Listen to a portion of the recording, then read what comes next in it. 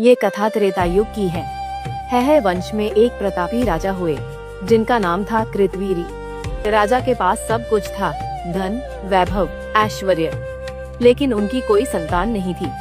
संतान न होने के दुख में राजा अपनी तमाम रानियों के साथ महल छोड़कर वन में तपस्या करने चले गए। हजारों सालों तक राजा ने घोर तपस्या की, हड्डियां सूख गईं, लेकिन संतान का सुख नहीं मिला।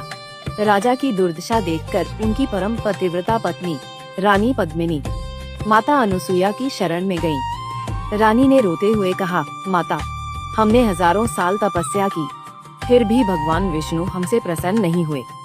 कृपया मुझे कोई ऐसा उपाय बताएं जिससे हमारी सूनी गोद भर जाए। तब सती अनुसुईया ने मुस्कुराकर कहा, पुत्री, तुम अधिक मास के शुक्ल पक्ष में आने वाली एकादशी का व्रत करो। यह एकादशी भगवान विष्णु को अत्यंत प्रिय है। इसका विधि विधान से व्रत रखने पर नारायण तुम्हारी इच्छा अवश्य पूरी करेंगे।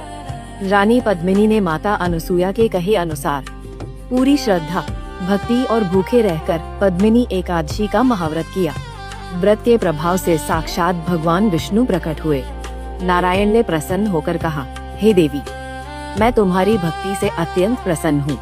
मांगो, क्या वरदान मांगती हो? रानी ने कहा, प्रभु, मुझे और मेरे पति को एक ऐसा तेजस्वी पुत्र दीजिए जिसे देवता, मनुष्य या असुर कोई भी पराजित न कर सके।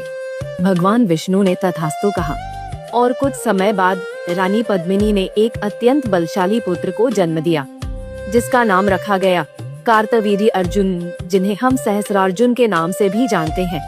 यह वही कार्तवीर्य अर्जुन थे जिनके पास 1000 भुजाओं का बल था।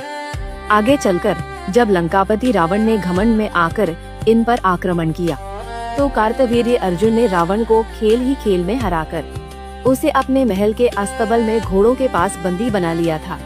तो दोस्तों, सोचिए, जिस व्रत के प्रभाव से रावण को हराने वाला महाबली पुत्र मिल सकता है, वह व्रत आपकी जिंदगी के दुखों को क्यों नहीं मिटा सकता? कहते हैं, जो भी इस संपूर्ण कथा को पढ़ते या सुनते हैं, वे भी यश के भागी होकर विष्णु लोक को प्राप्त होते हैं।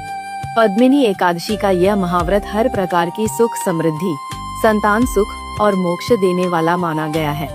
ये एकादशी इसलिए भी खास है क्योंकि ये व्रत साल में 1 या 2 बार नहीं, बल्कि पूरे 3 साल में सिर्फ 1 बार आती है।